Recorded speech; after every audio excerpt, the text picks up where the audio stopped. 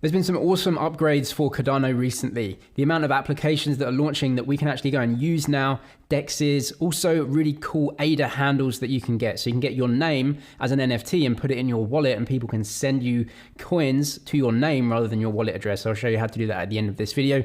Also some updates on something called the Vasil hard fork, which is going to change the game for scaling Cardano, and a bunch of apps are waiting for this to launch towards the second half of this year. So there's a lot to look forward to, and obviously potentially make your bets now in terms of those upgrades later on in the year. So I'll get onto all of that in this video. Use the timestamps in the description to get to each section, but I just want to update everyone that's part of the Crypto Investor course. I have released the update to the course right now. So everyone that has the course already, this is a free update for you. You can see I've actually added a couple of new sections to the Crypto Investor course, a consumer guides section, which has some coin tracking videos in there, an update, some research section as well.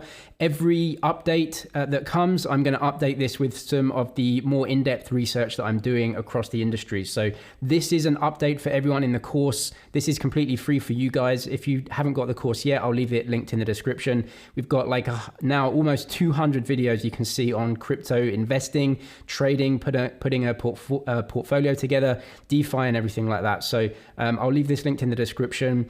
All of the updates are free for existing users, as you can see here. I'm going to have to put the price up at the end of this month though, because I've tried to keep it low, but essentially I've added like 50 new videos to the course already. So the price will be going up, but for now, that update is free and for all of you guys that are in the course already. Getting onto the Cardano updates though, we're seeing TVL rise on Cardano. This is good news. Now, we don't have to get too excited about this, right?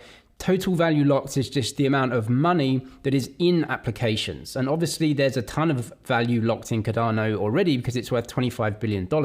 And you know, everyone has their coins, mostly anyway, staking on the blockchain. But TVL is important because it means that people are finding use for the blockchain. Yeah, it's great having a blockchain and having your coins staked, but you know, that's not useful, right? Eventually that is just not, it wears thin, right? There's no value in that to an ecosystem.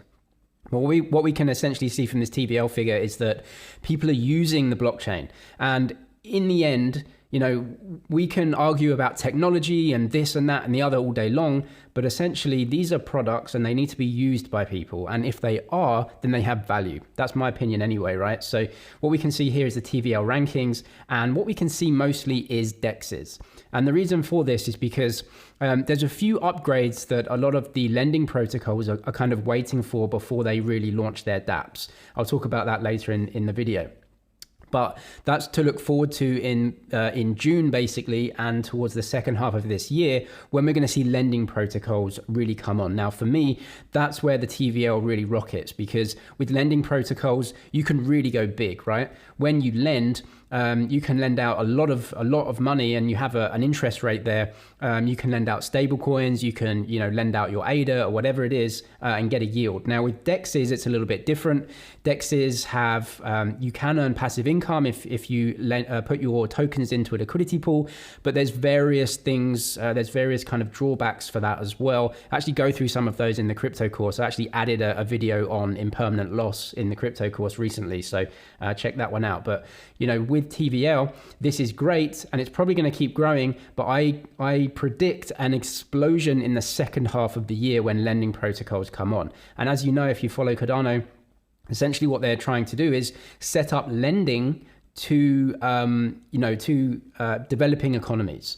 So in developing economies, a lot of people borrow money, short term, and they pay very high fees. And Cardano is trying to essentially be a very low cost ecosystem where people in developing economies can borrow money from lenders in, developed economies. And so they pay a lower interest rate, but from a developed economy standpoint, you actually receive a higher interest rate. The developed economy comes up a bit and the developing kind of comes down a bit, and you both get a good deal comparatively. So that's what kind of the Cardano blockchain is attempting to do in terms of its lending protocols. So there's obviously a lot of ifs and maybes there, but that's what they're trying to do, and potentially that's going to really increase TVL a lot and actually make people's lives better in a sustainable way.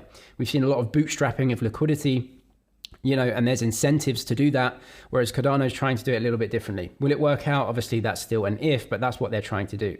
What I want to come on to is Milcometer, because this is also going to massively help with liquidity and TVL on Cardano. So right now, Cardano doesn't have a stable coin in its ecosystem, which is just crazy.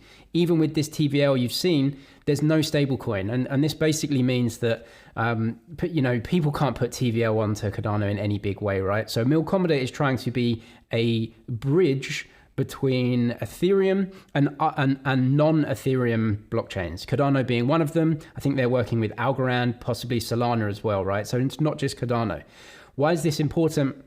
We can see right here, Milkomeda. Here is a list of projects that are currently building and integrating with Milkomeda. So the one that I want to really stand out here is Seller Network. This is really important because if we go over to Seller Network, you can see their tweet right here. Excited to say Milkomeda is now successfully integrated with the Seller C bridge. It's really important because look at the tokens that are going to be coming to Cardano very soon. USDT, USDC, then we have DAI, Wrapped ETH, Wrapped Bitcoin, BNB, BUSD, Matic, AVAX, FTM. Pretty much the biggest, most liquid and most traded coins right now in the ecosystem. What's really important is the amount of stable coins coming. Tether, USD Coin, DAI, and Binance US Dollar, right? These are all top stable coins. With the exception of DAI, which isn't really used that much, I think it might kind of die away a little bit, but Binance US Dollar, this is a rebranded Pax US dollar, which is, very highly regarded, regulated, one-for-one backed. Same with US dollar, USDC. USDT is what it is. A lot of people use it, but a lot of liquidity there. So really good news is that these coins are coming to Milkomeda and therefore can be, made into the Cardano ecosystem as well.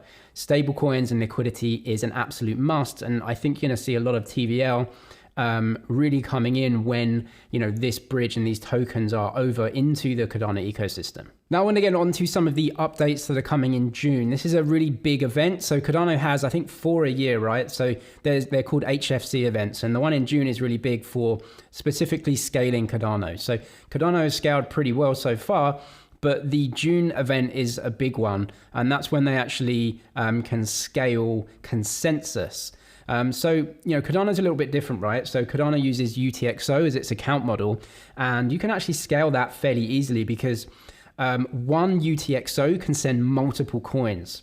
And so you can't just look at the transactions per second and say it's low, because one transaction can actually have multiple spends. So that's not, you can't really compare TPS with a accounts-based model blockchain.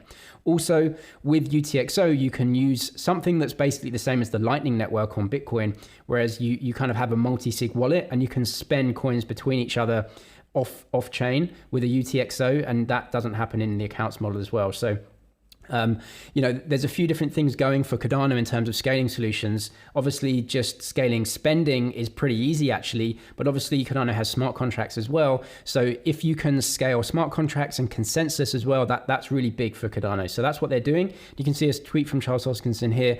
A large wave will come after June when the Vasil hard fork happens. So this was in reference to a tweet that just showed the amount of projects that are actually building on Cardano right now. So you've got 517, mostly NFT collections. It's easy to launch NFTs on the Cardano blockchain because they're actually native assets rather than smart contracts. But again, that's just a difference. You can see lending right here, and DeFi are actually pretty small, and they're actually going to be much larger than this as well as a kind of percentage of the amount of projects that are launching. But to say Cardano is a ghost chain is just simply not correct, right? So what I want to go over here is something called pipelining.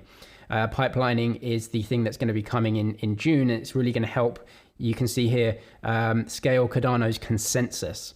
So pipelining is an improvement to the consensus layer that facilitates faster block propagation.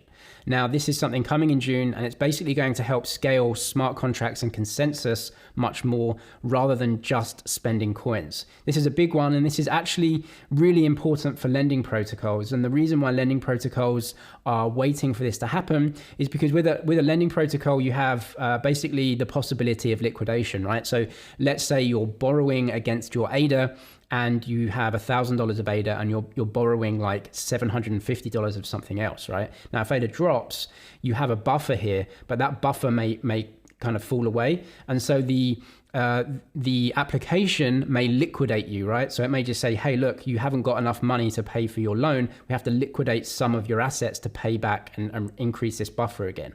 Now that has to happen extremely quickly in a liquidation event, right? And liquidation events usually happen very quickly and the app can't kind of wait. It has to do it automatically. So it has to be instant, basically. And so that is what some of the lending protocols are waiting for, is this, this block propagation time upgrade. So these are all Cardano improvement proposals you can see here. And I think it's SIP 33, I believe, right here, reference script. So I believe it's this one that's what the lending protocols are waiting for. This will be happening in June. When this happens and everything's good, then we can see lending protocols basically come into the Cardano ecosystem at a big scale. So I believe the second half of the year, you're going to see TVL increasing a lot, and you're going to see a lot of people kind of bridging assets, lending out assets, and a lot of that DeFi happening. So that's what I'm looking forward to. And I think there will be a lot of interest in Cardano, especially with some of these blockchains or some of these applications, that may be having incentives, potentially, bootstrapping events that bootstrap TVL onto the system. So that's definitely something to watch out for. Now, something that's really cool that launched the other day is ADA Handle. ADA Handle lets you put a human readable name as an NFT in your wallet, and then that becomes your wallet address, which I think is really awesome. So people can send you coins, not have to copy and paste a long wallet address, but just send it to a human readable name. So I'm not affiliated with ADA Handle in any way, but I just went and bought some for myself the other day when it was available. So what you can see here, right, is you can look up a handle instead of a address, like a long address. And then you can send a payment with supported wallets. So what you do is you come up to mint a handle, then you have to go and enter the queue. And then you can choose 3 ADA handles. They can be anything you want. So they can be your name or your brand or anything like that. And that becomes an NFT that's sent to your wallet. And then you can just say, hey, send it to this name instead of the address. So this is really awesome. And you can see actually people have gone and just basically registered every name under the sun already, as you can see here. And they're selling them as NFTs. So if it's registered already, maybe come to something like OpenSea NFT or JPEG Store or something like that to see if the name is for sale. And they might be selling it, but you can see a ton of different names here, right? And they're various kind of costs in ADA. But if the name isn't taken, then you can just mint it directly from ADA Handle. So this is a name that you can use. There's a lot of use cases for this, but this is an NFT in your wallet. And then of course, if you want to send the NFT to another wallet, then that's the wallet that will be routed through this name. So you can check on ADA Handle or some of the NFT platforms on ADA to maybe get, a name that you would want to use in your wallet. If you want to check out the crypto investor course with all of the new content that I've added, I'll leave that link in the description. New content is added all of the time for free for existing users. I'm James, it's MoneyCG. Cheers for watching, and I'll see you in the next one.